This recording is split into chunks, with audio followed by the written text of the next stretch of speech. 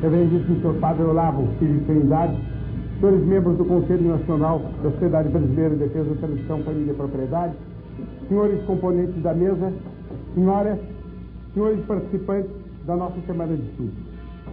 Chega, por fim, o momento da separação.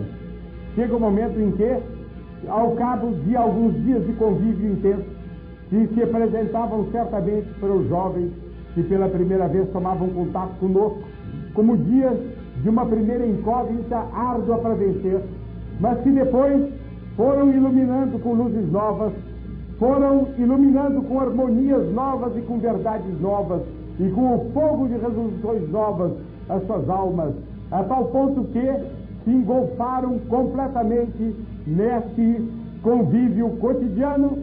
Chega depois disto o momento da separação, momento que é cruel para todos nós, não só para vós que vieste de lugares tão afastados do Brasil como de outros países da América Latina, mas também para nós que aqui ficamos no próprio foco da contra-revolução, momento cruel de dilaceração, não por um sentimentalismo tolo, por causa de amizades que se afastam geograficamente, mas por causa de uma grande incógnita que pesa ao cabo dessas separações.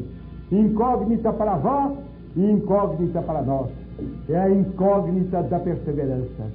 Vós ides, meus caros, como ovelhas no meio dos lobos, vós ides anunciar a verdade, vós ides pregar o bem, vós ides pelo vosso exemplo, pela vossa palavra, pela vossa abnegação, combater um mundo inteiro que se entregou ao mal, que se entregou ao erro, que se entregou à extravagância, que se entregou à depravação. O choque será imenso, a prova será dura, ela vos assaltará não só no momento que estiverdes nas ruas ou em meio aos vossos colegas de estudos ou de trabalho, mas até, por vezes, e como dói dizê-lo, no recesso sagrado do lar.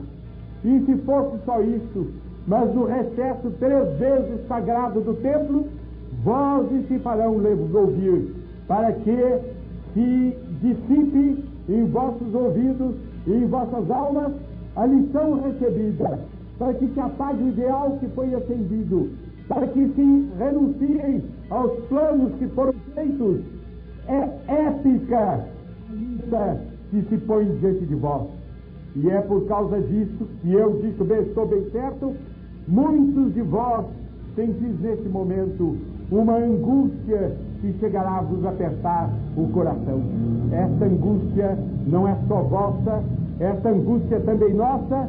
Nós nos preocupamos por vós e vendo vossos passos, que já no dia de amanhã começarão a se distanciar ao longo de tão diversas veredas, vendo os vossos passos, nós nos perguntaremos: Senhora, perseverarão? E a resposta que nascerá do fundo dessa interrogação formulada pela angústia não é a resposta da angústia, é a resposta da confiança, é a resposta da prece já 1000 vezes atendida em tantos outros congressos, em tantas outras semanas de estudo. Nós, no momento de nos separarmos, nos sentimos salteados pela mesma preocupação, mas de congresso em congresso, de semana de estudo em semana de estudo, eis que voltam os que foram, e voltam com os braços carregados de mestres, de batalhas travadas, de bons exemplos dados, voltam com novos amigos para o foco da tradição, da família e da propriedade. Nossa Senhora não abandona aqueles que se isolam e que vão ao longo das veredas sem a proteção próxima da presença dos que aqui habitam, que aqueles que vão ao longo das veredas por ordem dela, por missão dela, a chamado dela.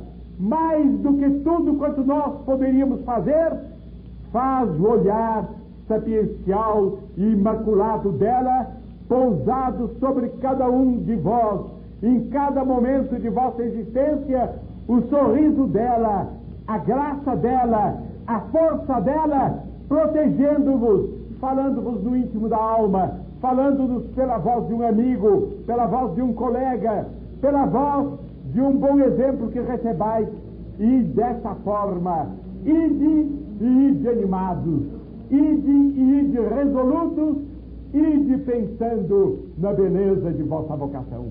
Qual é a beleza desta vocação? Qual é esta vocação? Imaginai uma cidade completamente entregue à desordem e ao caos. Uma cidade de cujo barulho confuso partem cacofonias de toda espécie. Uma cidade em meio a cujas cacofonias urram a blasfêmia e a imoralidade. Imaginai no meio dessa cidade os sinos de centenas de igrejas que tocam, pedindo a Deus misericórdia, pedindo a Deus justiça, pedindo a Ele que, pelo perdão ou pela força, faça cessar logo tantas abominações para salvar as almas que se perdem. Imaginai esses sinos que sobem, tangidos por almas, tangidos por mãos, quero dizer, por mãos fiéis, e que tentam dominar a cacofonia blasfema da cidade. É um ruído de vozes, é um conflito de sons, é a harmonia sacral do sino que protesta e que desce do alto, tentando abafar os ruídos espúrios que sobem da terra. No meio desta luta vão envelhecendo os primeiros batalhadores, vão morrendo de cá e de lá. Outros não morrem, não envelhecem, mas vão tangendo o sino com uma mão mais cansada, o desânimo os ataca. Outros, por fim, acabam sendo seduzidos pelo vozerio da terra, acabam deixando de tocar o sino, descem das sagradas torres da fidelidade para os pantanais, para as ruas cheias de blasfêmia, abandonam a sua missão. Poucos sinos tocam ainda, mas no meio do ruído eles perseveram, e perseveram de todas as formas, perseveram de todas as maneiras, perseveram contra toda a esperança, eles continuam obstinadamente a tocar. No mais alto do céu está Nossa Senhora, Rainha de todo o universo, que ouve, que julga e que reza. Onipotência suplicante, ela acompanha os acontecimentos passo a passo, porque ela quer que chegue um determinado momento, um determinado instante em que a glória dela se faça sentir.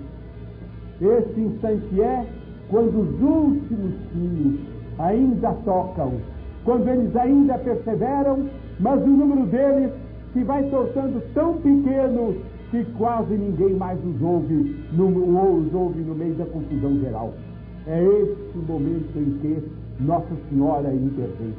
E no meio desse clamor geral, desses brados de angústia que saem do pecado, desses brados de revolta que se evolam da luxúria e do egoísmo e do orgulho, no meio de tudo isso, Nossa Senhora dota esses sinos de uma sonoridade sobrenatural.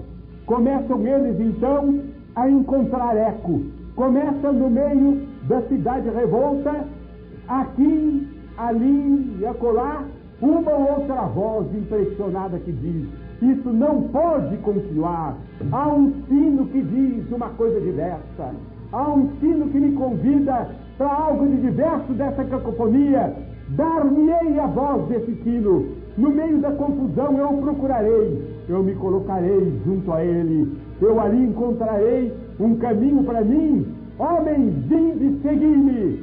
E de todo lado começam, de cá, de lá, de acolá, pequenos núcleos na escuridão e na vastidão da catástrofe, que se aglomeram, que se conhecem, que se articulam, que se unem, que chegam à parte da cidade onde alguns campanários ainda tocam, que ali se reúnem e que começam a luta da reconquista, que começam o trabalho que faz cessar toda espécie de desordem. Impunham os lábios da palavra que São Paulo disse que é tão tremendo, tão admirável, tão eficiente, que consegue algo de muito maior do que de destruir milhões de corpos, atingir na alma humana aquela região misteriosa e profunda, aquela região onde tudo se governa, que decide os destinos da história, aquela região que São Paulo chama a junção entre a alma e o espírito. Começam a penetrar nas almas, produzem movimentos de indignação, movimentos de cristalização, levam atrás de si em protesto contra a mazorca, contra o caos, contra a corrupção, levam entre si, atrás de si em protesto, multidões que nada faziam. Uns dormiam, outros choravam, poucos rezavam, ninguém fazia nada, mas ligados uns aos outros, eles que começam a lutar, eles que começam a reagir. Nossa Senhora reuniu o seu primeiro exército. É neste momento em que o mal tenta então sufocar esse exército, tenta apagar o ruído, o som desses últimos sinos. Neste momento, Nossa Senhora do mais alto dos céus baixa com seus anjos. É neste momento que ela intervém e que ela dissipa os maus. E neste momento que ela instaura a sua glória. Quando a sua glória começa, quando o seu reino começa a brilhar entre os homens, o mesmo sino está tocando. É o mesmo sino do começo da reação. E traz o timbre dos sinos tocados nas épocas anteriores de glória e de paz. É o sino que é um eco fidelíssimo das vozes anteriores, é o sino da tradição que na aurora do reino de Maria toca o som de todos os tempos, toca o som de todas as lições da Santa Igreja Católica Apostólica Romana, não só prolongando o passado, mas dando o timbre do mais radioso e do mais belo dos futuros. Nossa Senhora espera para intervir este momento de conjunção em que tudo parece perdido e em que ela quer que tudo se salve. E é este o momento bem exato que nós temos de vida. Não se explica de outra forma, senão de uma forma sobrenatural. Não se explica de outra forma, meus senhores, o desenvolvimento do ideal de tradição, família, propriedade na América Latina. Nós temos visto um exemplo cotidiano, não só no contato com os que nos são próximos, mas no contato com os que nos são distantes. Daqui, de lá e de acolá, no meio do caos, nós vemos que se aproximam pessoas que se aglutinam, que começam a lutar, realiza-se o impossível. Auditórios como esses se enchem, e se enchem de jovens, que a revolução há séculos vem preparando para ser vítimas dela, enchem-se de jovens que têm um senso da tradição, um senso da família, um senso da propriedade, que faltou tantas e tantas vezes aos seus maiores, tão mais próximos de um passado em que brilhou, entretanto, essa tríade sagrada de valores. Como explicar esse fato, senão pelo sobrenatural? Como explicar esse fato, senão por uma graça especial de Nossa Senhora? Como explicar esse fato, senão por uma missão? No mundo revolto de hoje, nos vossos estados, nas vossas cidades, nos vossos países, vós tereis outros tantos sinos da tradição a tocar. Em torno de vós, nos ambientes que vós frequentais, a força galvanizadora desse apelo de Nossa Senhora se fará sentir. A carga do demônio não faltará. A oposição do espírito das trevas que se tem externado em cochichos, que se tem externado, para usar a palavra que empregais com tanto pitoresco quanto com tanta incorreção gramatical, as máfias contra vós usadas de todos os modos se multiplicarão. Virá o dia em que isso não bastará, em que quererão a vossa carne, quererão o vosso sangue, quererão a vossa vida. Mas vós sois os campanários que toca no escuro e na cacofonia, que toca no meio de toda a confusão, dando o som da tradição, dando o som do passado católico e levando esse som para os primeiros dias do Reino de Maria. Nesta missão tão bela, que eu não creio que, com exceção dos apóstolos, homens os tenham tido mais bela na terra, nesta missão tão bela, dada a cada um de vós individualmente, ao menor dentre vós, ao mais provado dentre vós, ao mais tentado dentre vós, nesta missão que no momento bate na porta de vossas almas, para vos convencer e para vos acender, nesta missão, ainda que os céus se devessem abrir e que os anjos devessem descer em forma visível para defender a vossa fidelidade, nesta missão a graça não vos faltará. Sede fiéis, sede valorosos, sede fiéis ecos da tradição, e vós voltareis logo mais ao Brasil, cantando alegres as vitórias que por vós Nossa Senhora conquistou. Há um salmo que diz isso: Euntes ibat explentes plebas mitentes in natura, venientes autem venient cum exultationes portantes manipulos suas. Eles iam na tristeza, na madrugada, na incerteza, na penumbra, chorando, mas semeavam. E eis que eles voltam e voltam na alegria, trazendo para a tranquilidade do lar, para o esplendor do convívio dos seus, os seus instrumentos de trabalho com que encheram o dia no cumprimento dos deveres. Vós agora ides e em nossas almas vai o pranto, mas vós levai as sementes que recebestes nesta semana de estudos, e vós voltareis com a graça de Deus, com alegria, trazendo os instrumentos de vosso trabalho, as lições que recebestes e os amigos que conquistastes para a próxima semana de estudos. Uma palavra sobre vós foi dita. É preciso que se diga uma palavra a meu respeito.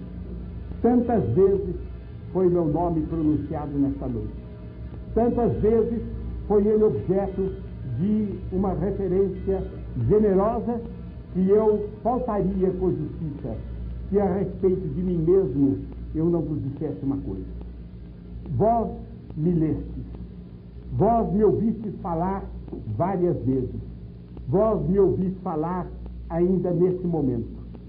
Vós nunca ouvistes de mim, quer vós, meus amigos de sempre, que há 30 e 40 anos comigo trabalhais, quer vós, meus amigos de hoje, que neste momento, a bem dizer, começais a me conhecer. Vós jamais ouvistes de mim a seguinte frase: eu elaborei uma doutrina, eu construí um pensamento, eu fundei uma escola, eu fiz isto, eu fiz aquilo. Tudo quanto eu tenho feito em minha vida, eu tenho apresentado, e por um dever de justiça, na alegria e no entusiasmo exultante de minha alma eu tenho apresentado, no reconhecimento e na gratidão eu tenho apresentado, como sendo doutrina da Santa Igreja Católica Apostólica Romana. Porque se alguma coisa em mim há de bom, isso que há de bom não é senão o resultado do fato de que Nossa Senhora me deu esta graça, que eu não tenho palavras para agradecer, e que eu espero poder passar junto a ela a eternidade inteira agradecendo. É de ter sido batizado, ser filho da Santa Igreja Católica Apostólica Romana. A doutrina que eu dou é uma exposição da doutrina da Igreja.